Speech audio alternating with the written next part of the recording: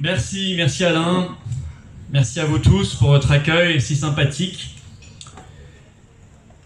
Je voudrais commencer évidemment par féliciter et remercier toutes les personnes qui ont organisé cet événement, cette réunion ce soir, à commencer bien sûr par votre référent départemental Alain Avello.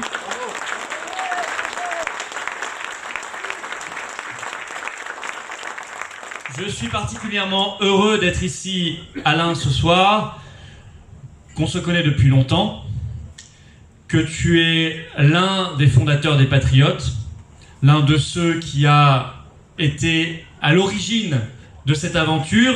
Et les premiers mois et les premières années, c'est vrai que les salles étaient moins remplies. Mais comme nous avons la particularité de croire en ce qu'on dit et d'avoir des convictions sincères et solides, on sait qu'un jour ça paye. On sait que l'authenticité ça paye.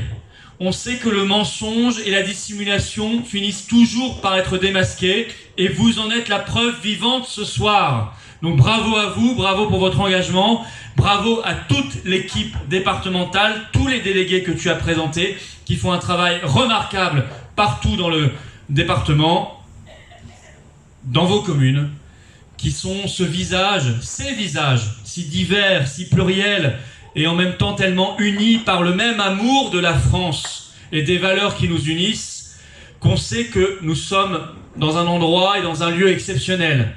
On n'est pas ici dans la petite politique politicienne bien dégoûtante. On est dans la vraie politique avec un P majuscule, celle qui s'occupe des affaires de la cité, de notre pays et de l'avenir.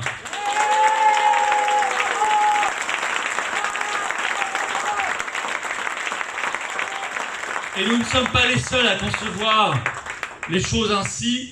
Je salue la présence, ainsi qu'Alain vient de le faire, de nos amis, alliés, partenaires, camarades et compagnons de route, de Debout la France, ce soir représentés, et de Génération Frexit. Nous savons que ce sont des alliés sûrs, solides, fidèles, et que nous avançons avec la même sincérité pour redresser notre vieux pays, qui le mérite tant.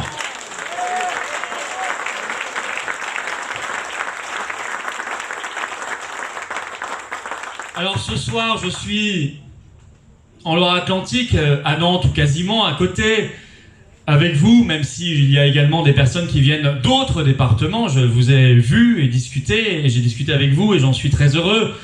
Ce Tour de France de la Résistance, j'étais à Toulouse il y a 2 semaines, je serai en Corse la semaine prochaine, et ainsi de suite.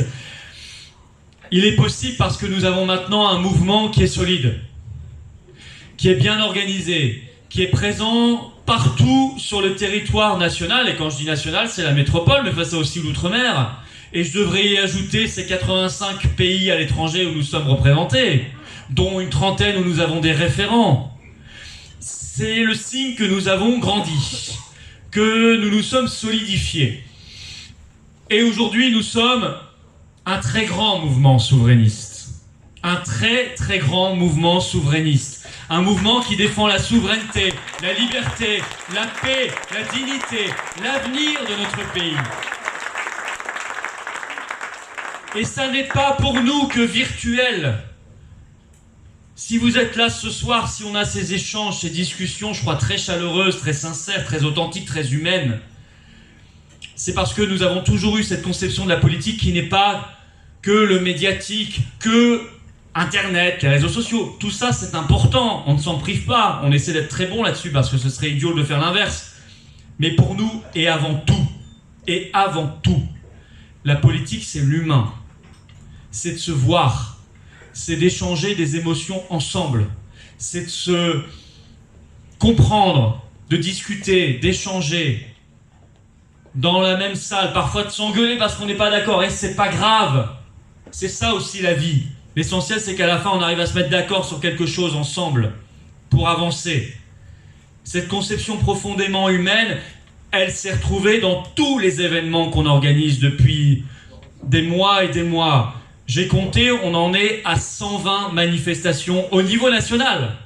Il faut y ajouter toutes les manifestations locales, départementales, régionales. Oh, je me souviens en particulier récemment, le 8 octobre, certains d'entre vous y étaient, ils me l'ont dit. À Paris, on a fait une manif nationale importante, il y avait du monde. On avait cueilli les députés et les sénateurs juste à leur rentrée. Vous savez, ils ont eu d'interminables vacances. Hein. Ils étaient rentrés le 3 octobre. On les avait cueillis parce qu'on ne voulait pas leur laisser de répit. Et puis on en a refait une samedi dernier, c'était le 22 octobre. Et là, on leur a dit, mais attendez, vous allez avoir des 49.3. Et donc, vous avez la possibilité de mettre des motions de censure. Et on leur a dit et redit, et je l'ai redit dans mon discours samedi, j'ai dit, mais vous n'avez pas le droit de ne pas les voter. Vous n'avez juste pas le droit de vous diviser. Les gens qui ont voté pour vous, c'est pas pour cirer les pompes à Macron. Les gens qui ont voté pour vous, c'est pour mettre fin à ce système. Vous avez la possibilité de renverser le gouvernement, il faut le faire. On a été à moitié exaucés. Le RN a voté la motion de censure de la NUP. C'est pas mal. C'était pas attendu. Ça n'était pas espéré. C'est même l'inverse de ce qu'ils avaient annoncé. Et je vais vous dire, j'ai quelques petites souris espionnes dans ce parti. Je sais que ça a beaucoup discuté le lundi matin, quelques heures avant le vote, en réunion de groupe, et qu'ils étaient partis pour ne pas la voter. Mais qu'ils ont tellement été assaillis par les pétitions, les manifs, les interpellations, les mails, les courriers, les gens en permanence qui sont venus les voir pour les engueuler en disant « vous n'avez pas le droit », qu'ils ont été obligés de changer d'avis. Alors moi je vous le dis à tous ceux qui doutent de l'action de la résistance, qui se disent à quoi ça sert, bah ça sert à ça. C'est concret, c'est un résultat concret. Et ça n'est pas la première fois. Le 11 juillet, je m'en souviens comme si c'était hier, il faisait presque aussi chaud qu'aujourd'hui. Le 11 juillet, nous étions devant l'Assemblée nationale parce qu'ils allaient voter la loi Covid. Ils devaient voter au RN la loi Covid. Ils devaient la voter. Elle rétablissait un pass sanitaire aux frontières le 1er août. Des députés de chez eux sont venus incognito nous voir en disant « Merci pour ce que vous faites, premièrement. Et ensuite, on va essayer de convaincre notre groupe de changer de vote. Parce que nous aussi, on se fait engueuler par tout le monde. » Et bah, tant mieux s'ils se font engueuler. Il faut continuer de les engueuler. Hein. Il faut les engueuler fort. Hein. Très fort. Ils ont changé de vote. Ils ont voté contre la loi Covid. Et cette fois-ci, ça a eu un impact très concret. C'est qu'on a échappé à cette loi Covid. Et qu'on n'a pas eu le retour du pass sanitaire le 1er août. Ça, c'est un résultat très concret également de votre action. De votre action. Alors bien sûr, la motion de censure n'est pas passée, parce que les LR ne l'ont pas votée. Mais ils sont tellement mal que depuis ce temps-là, je ne sais pas si vous avez regardé sur leurs réseaux sociaux, mais ils n'arrêtent pas de mettre des visuels en disant « Nous sommes vraiment l'opposition ». C'est que c'est pas si évident que ça, hein. Quand vous êtes obligé de le répéter comme ça, c'est qu'il y a un petit souci. Et là, ce matin, Marlex, qui n'est pas le pire d'entre eux, hein. Olivier Marlex, c'est quand même celui qui a sorti l'affaire Alstom, le pacte de corruption, etc., a écrit plutôt sur son blog un long papier en disant « Nous allons bientôt déposer une motion de censure ». Et ce sera le juge de paix, ce sera le moment de vérité. Parce que quand eux déposeront une motion de censure, alors on verra ce que font la NUP et le RN. S'ils votent, c'est gagné. Madame Borne fera ses valises, elle retournera chez elle, et tous les ministres avec elle. Monsieur le maire, monsieur Dupond-Moretti, madame Schiappa, monsieur Darmanin, tous, allez hop, retour à la maison. Et si on s'acharne, et si on fait des motions de censure, et des motions de censure, et des motions de censure, ça touchera la tête qui s'appelle Emmanuel Macron. Ouais. Et un jour, celui-là sera obligé de faire aussi ses valises, et de nous laisser tranquilles, et de laisser tranquille la France qui est en train de massacrer. Et l'opposition aura pris goût à voter ensemble. Et quand elle aura pris goût à voter ensemble, peut-être qu'elle prendra le goût de l'article 68 de la Constitution qui s'appelle la destitution.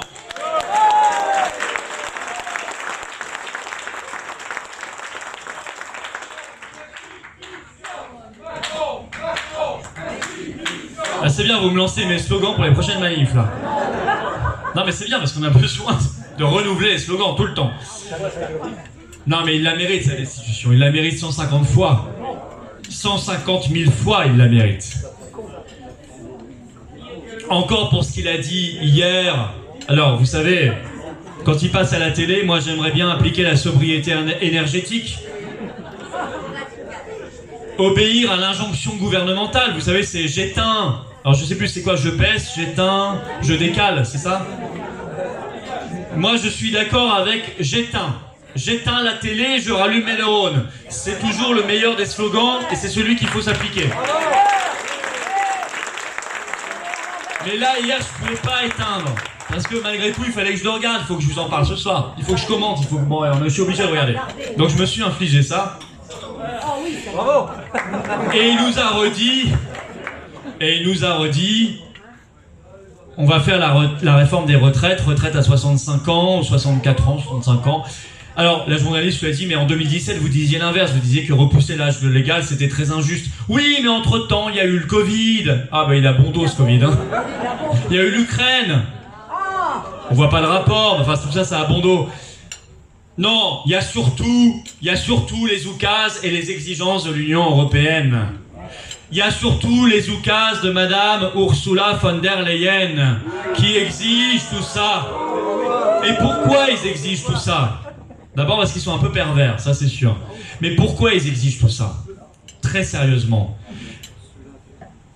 Parce que cette Commission européenne qui n'est responsable devant personne, et c'est bien le problème des instances supranationales, c'est qu'il n'y a pas de peuple derrière. Il n'y a pas de peuple pour leur dire de faire ça ou de les renvoyer chez eux. Ils font ce qu'ils veulent.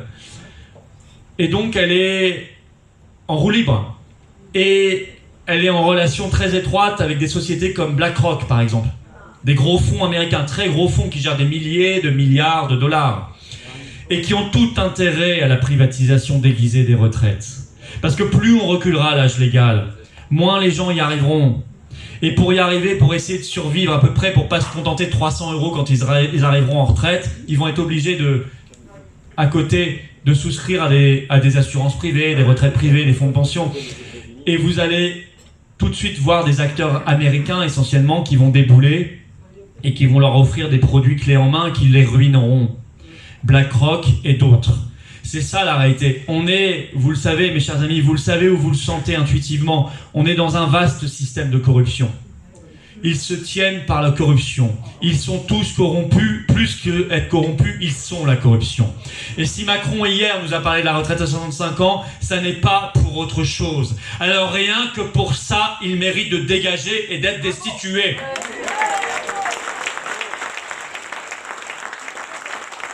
Il y a tant de vérités qui émergent en ce moment.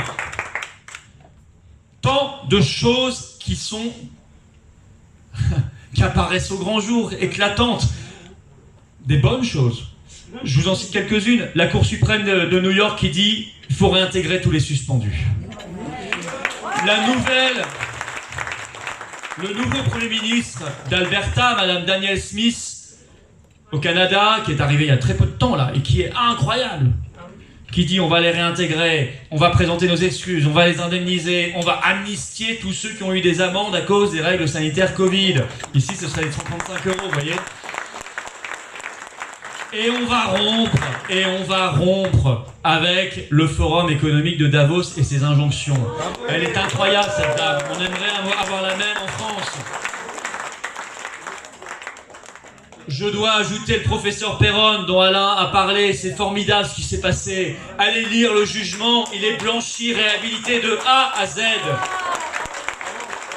Et ce sont ces calomniateurs qui ont été condamnés.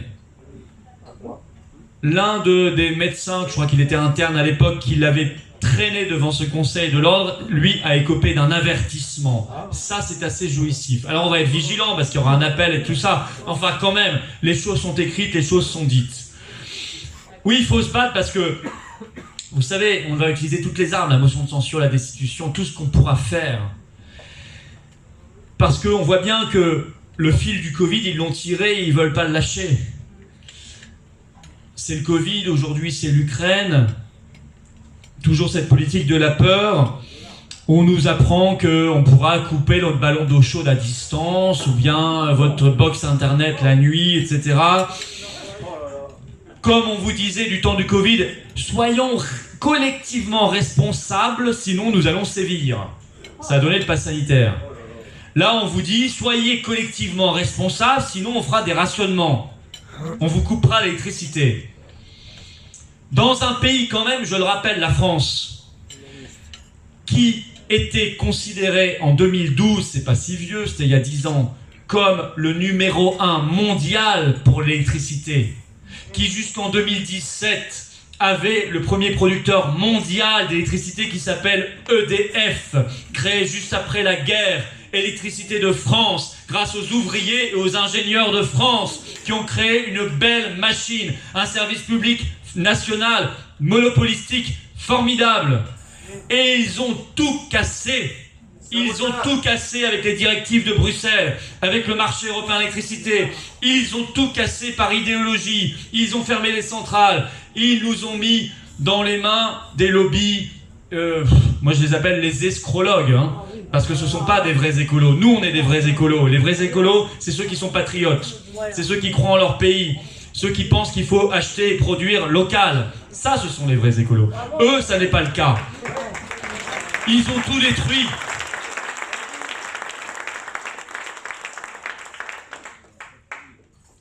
Et aujourd'hui, dans notre pays où on avait cet atout-là, on nous dit, il y aura peut-être des rationnements, mettez des pulls à col roulé, ou des doudounes. Il y a une météo de l'électricité tous les soirs à la télé, comme il y avait Monsieur Salomon à l'époque. Vous avez 3 niveaux, hein. Vert, tout va bien. Orange, ça commence à être compliqué. Rouge, il n'y a plus de jus. Mais de toute façon, vous n'avez pas le temps de le voir parce que votre télé a déjà coupé. Ce qui est plutôt une bonne nouvelle, encore une fois. Hein. On nous fait les conseils de défense énergétique comme on nous faisait des conseils de défense sanitaire. Le plus scandaleux là-dedans, c'est que c'est sous secret défense. Et là, je demande aux oppositions de se saisir officiellement de cette affaire. Comment se fait-il que des sujets aussi importants soient sous le sceau du secret défense pendant 50 ans? C'est un scandale absolu. Il n'y a aucune raison d'accepter ça. Et je demande aux députés et sénateurs d'opposition de se bouger un peu, de remuer ça un peu, de remuer ce scandale pour que les Français puissent savoir ce qui se passe. Et ce sera notre rôle. L'ambiance de peur. L'ambiance de peur, alors c'était Macron l'autre jour, on s'installe dans la guerre. Attention, guerre nucléaire en vue. Le chantage. On a vraiment le sentiment que les éléments de langage sont les mêmes, et en fait je crois que ce sont les mêmes parce que vous savez quoi? Je pense qu'ils viennent du même fabricant. Et que ce fabricant d'éléments de langage, il s'appelle McKinsey. Je crois que c'est le même. Covid, Ukraine, énergie, McKinsey à toutes les sauces. Ils fournissent les éléments de langage et les ministres en petits perroquets les répètent. Eh ben ça suffit. C'est de tout cela dont il faut que nous nous libérions. Et nous devrons libérer notre pays de toute cette clique, de toute cette oligarchie le plus vite possible. Il n'y a rien à en attendre. Comme à l'époque, il y a encore moins à attendre. Il faudra juste les dégager, leur demander de faire autre chose ou de partir. On ne veut plus les voir. On ne veut plus les voir détruire notre pays. Ils n'en ont pas le droit. Et puisqu'ils n'en ont pas le droit, nous on a un devoir. Un devoir par rapport à ceux qui se sont battus avant nous pendant des siècles et des siècles pour qu'on soit un pays libre et indépendant. On a le devoir de le faire pour les générations qui viennent après nous parce qu'on n'a pas le droit de leur laisser un pays dans cet état. On a le devoir sacré de nous battre, de nous battre, de nous battre et de résister jusqu'à la victoire.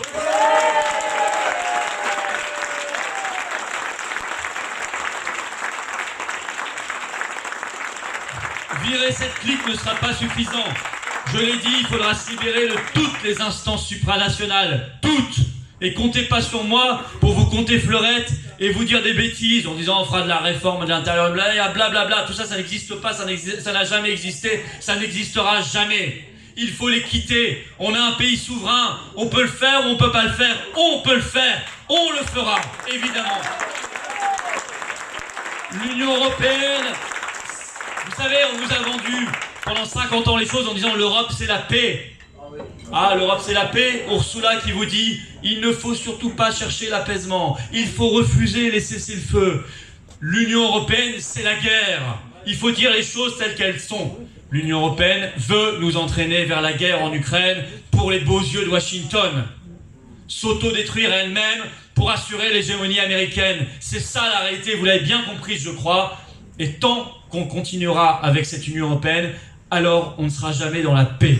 Nous serons dans la guerre. Il faut la quitter rien que pour cela. L'Union européenne, c'est la corruption et les conflits d'intérêts. Oh, ce nom, corruption, conflit d'intérêts, porte un nom également. Je suis désolé, j'en parle beaucoup parce qu'elle est incroyable, cette femme. Ursula von der Leyen. Je ne peux pas ne pas parler d'elle à toutes les sauces. Parce qu'elle croit tellement qu'elle est la reine d'Europe. Elle croit qu'elle est l'impératrice d'Europe. Alors qu'elle n'a aucune légitimité. Cette dame n'a aucune légitimité. Et elle décide de la paix et de la guerre. Elle ferme des médias, elle envoie des armes, elle décide de notre avenir, de nos retraites, de tout. Enfin, au bout d'un moment, il faut lui dire, mais Ursula, 1, tais-toi, 2, rentre chez toi.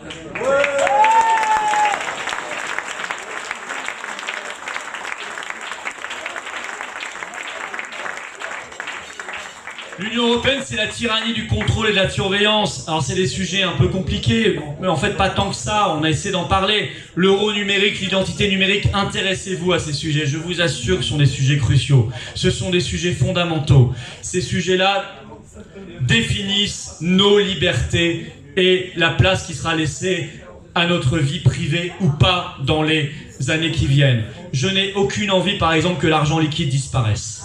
Je n'ai aucune envie que nos comptes se retrouvent directement dans la Banque Centrale Européenne. Aucune envie, mais pourtant c'est leur projet. L'Union Européenne, c'est la ruine.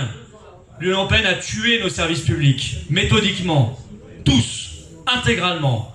L'Union Européenne a tué, bien sûr, le service public de l'énergie, mais pas seulement. La poste, les transports ferroviaires, le fret, tout a été détruit méthodiquement. Nous devrons les reconstruire et on ne reconstruit pas de services publics en dehors que dans le cadre national. Je ne connais pas d'autres échelons suffisamment efficaces et pertinents que l'échelon national pour assurer un avenir collectif aux Français et en particulier le service public qui est le service du plus faible. Le service public, il est d'abord au service de ceux qui n'ont rien d'autre. Parce que quand vous n'avez plus de service public et que vous n'avez pas les capacités financières, les moyens de vous payer autre chose, c'est-à-dire un service privé, alors vous n'avez plus rien. La patrie, c'est ce qui appartient à ceux qui n'ont rien. Il faut quand même se le rappeler. C'est pas moi qui le disais, mais c'est tellement vrai et ce sera toujours vrai. Alors vous ajoutez à l'Union européenne,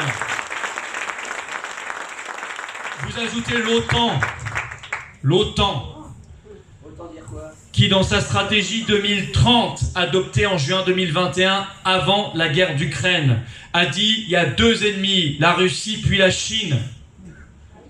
L'OTAN est calquée sur un agenda néoconservateur américain.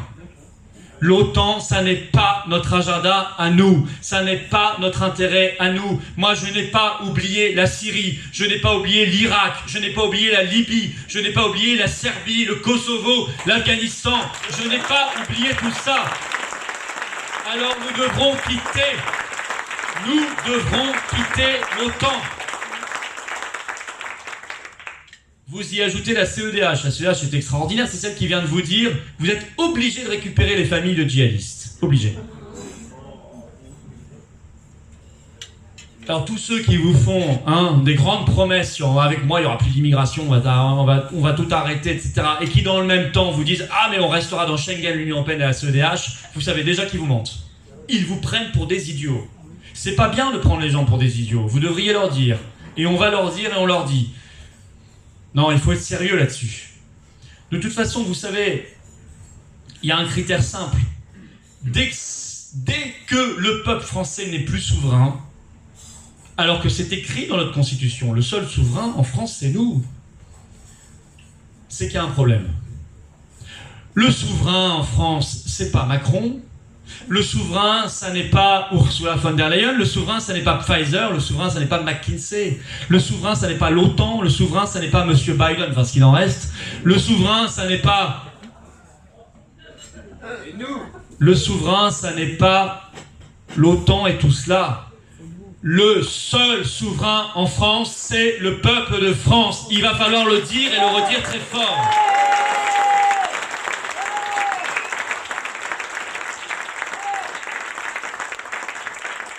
quittera tout ça d'un coup. Vous verrez, tout se fera d'un coup. Tout se fera d'un coup.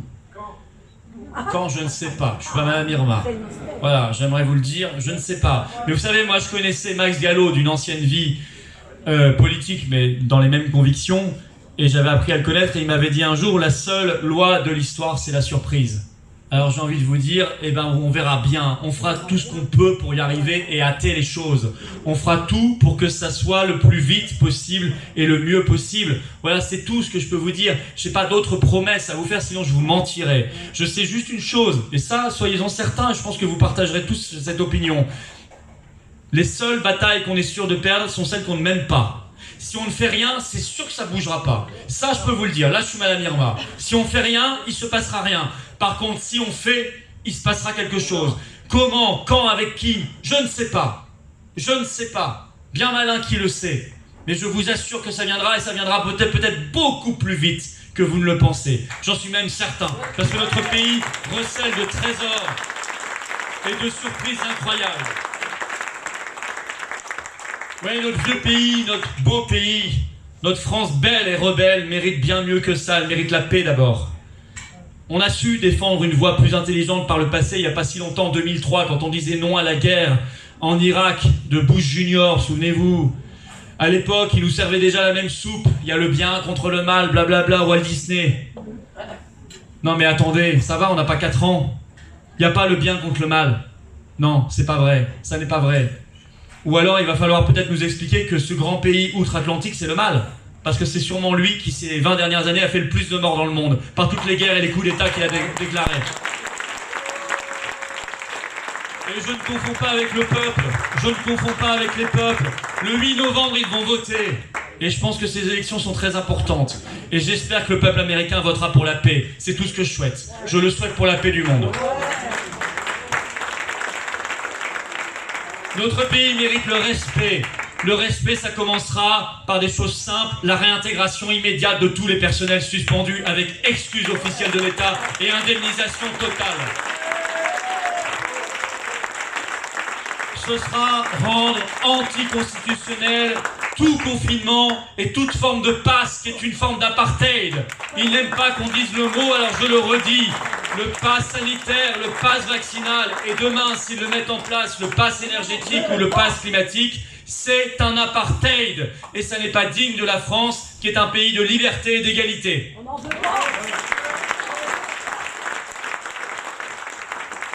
La dignité, ce sera de respecter les plus vulnérables, à commencer par les enfants. Qu'est-ce qu'ils sont maltraités? Tout ce masque obligatoire pendant des mois et des mois, qui a été une souffrance. Les suicides, les tentatives de suicide qui ont explosé chez les enfants et chez les jeunes. La protection de l'enfance qui semble être complètement oubliée, négligée. Si un jour ils remettent le masque obligatoire, que ce soit pour les enfants ou pour tout le monde ou les autres, je vous le dis clairement, comme s'ils viennent de le faire en Allemagne, donc attention, parce que Macron adore copier l'Allemagne, méfions-nous. On ne le fera pas, on n'obéira pas. Ce sera la désobéissance collective, l'insoumission collective, la rébellion collective. Notre pays mérite de rebâtir, je l'ai dit, des services publics nationaux, de maîtriser son destin, de maîtriser son industrie. Je n'ai pas à demander l'autorisation au chancelier allemand ou à un tel ou tel commissaire européen pour savoir si j'ai le droit d'aider telle ou telle entreprise ou de la développer. Je le fais parce que c'est mon intérêt et je veux qu'on puisse le faire. De la même manière, la France doit maîtriser son commerce. La France doit maîtriser son commerce. Tous ceux qui nous parlent d'écologie en permanence, jusqu'à ruiner les paysans néerlandais qui sont en lutte depuis 3 mois. Glorieux, bravo à eux. Et qui continuent. Parce qu'on leur dit, vous n'êtes pas écolo. Très bien. Mais dans le même temps qu'on les culpabilise, la même Ursula signe un accord de libre-échange le 30 juin dernier avec la Nouvelle-Zélande qui a fait revenir des tonnes de viande, de bovins, d'ovins et de lait, qui est le premier producteur mondial, la Nouvelle-Zélande, au monde. On va faire venir tous ces produits, toutes ces marchandises, toutes ces denrées alimentaires d'un pays lointain. Vous croyez que c'est très écolo, ça? Bien sûr que non. C'est de l'hypocrisie. L'hypocrisie totale. Donc nous devons maîtriser notre commerce. Et on mettra fin à tous ces traités de libre-échange qui tuent l'emploi, qui tuent l'industrie, qui tuent la paysannerie, physiquement, puisque 2 paysans français par semaine se suicident et que personne n'en parle. Eh bien, nous en parlons, et qui tuent effectivement la nature au passage. La France mérite mieux, elle mérite de rayonner mondialement. N'oublions jamais que la France, ça n'est pas simplement sur le continent européen. La France, c'est 12 millions de kilomètres carrés d'espace maritime, le 2e espace du monde. La France, c'est l'outre-mer. Et on a des leçons à prendre chez nos compatriotes d'outre-mer qui sont de glorieux résistants. Ils nous l'ont démontré pendant le Covid.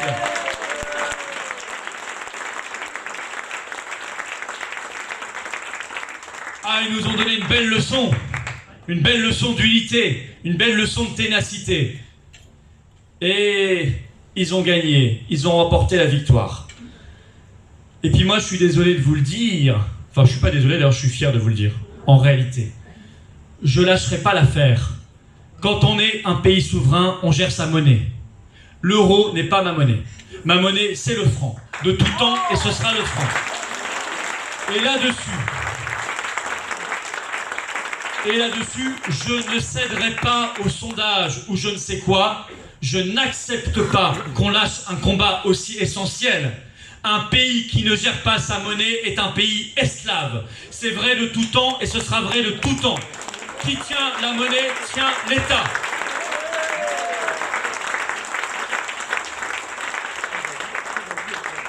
Nous rebâtirons une nouvelle monnaie nationale et ce sera le gage de notre libération et de notre liberté. D'ailleurs, le mot franc n'avait pas été choisi au hasard. Franc, ça voulait dire libre. C'est ce que nous sommes, c'est l'ADN de notre pays, c'est l'ADN de notre peuple. Nous sommes libres et nous ne sommes pas sous tutelle. Et on ne le sera jamais. Et on ne l'acceptera jamais. Nous sommes des Gaulois réfractaires, bah ouais, on en est fiers. Même si ça déplaît, et surtout si ça déplaît à l'autre.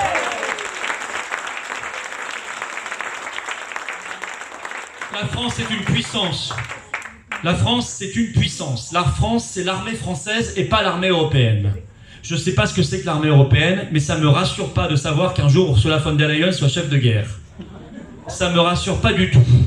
Je n'en veux pas. Chef de la guerre. Elle l'est déjà. Elle se croit déjà. Elle s'y croit déjà. Inutile de vous dire que ça signifie quitter l'OTAN au passage, mais je l'ai déjà dit. Alors il faudra sortir de toutes ces structures. Et il faudra nous continuer d'unifier. C'est pour ça que je suis ravi qu'il y ait des partenaires souverainistes qui soient là ce soir. Et il en faudra encore d'autres. Et il faudra aller chercher tous les résistants, dans tous les milieux. Il y a des universitaires, il y a des avocats, il y a des chefs d'entreprise, il y a des artistes, il y a des sportifs, il y a des enseignants, il y a des artisans, il y a des étudiants, il y a des parents d'élèves. Il y a des résistants dans tous les secteurs professionnels. À nous d'être capables d'aller les chercher, de les unifier, de les rassembler, de les organiser.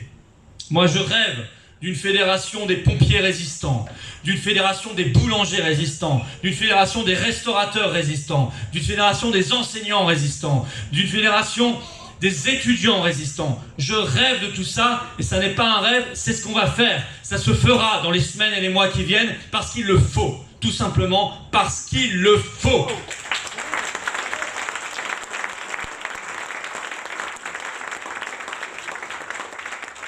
Nous ne sommes pas là ici pour reproduire Tsipras, ou pour imiter Meloni. Je n'ai rien, au contraire, contre les Italiens qui ont voté pour elle. Je pense qu'ils aspirent à une vraie rupture.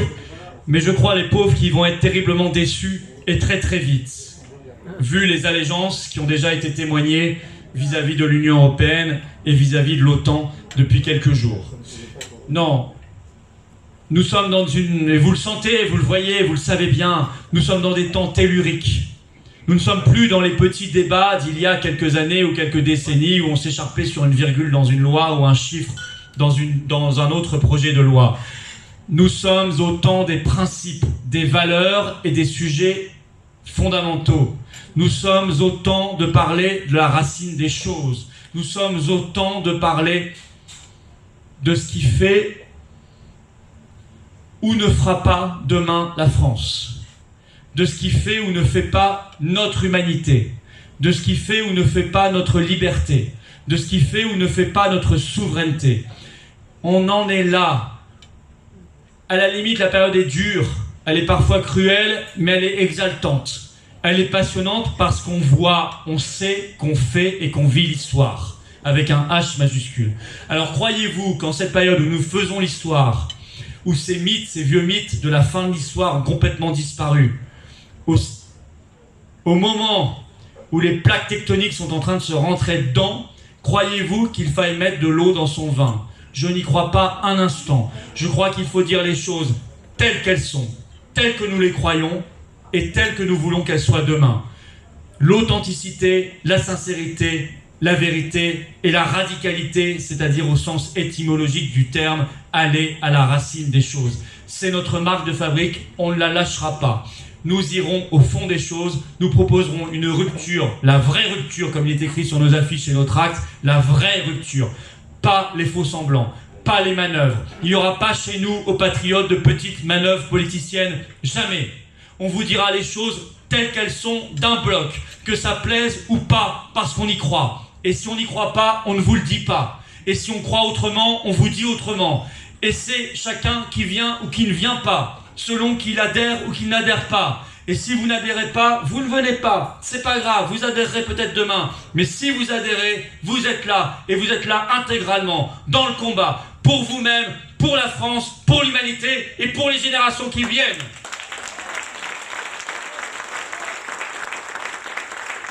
Et c'est avec cet état d'esprit qu'on y arrivera. Avec cet état d'esprit franc et entier, qu'on y arrivera. Et qu'on se libérera et qu'on ira vers la victoire. Vive la liberté, vive la résistance, vive la paix et vive la France libre!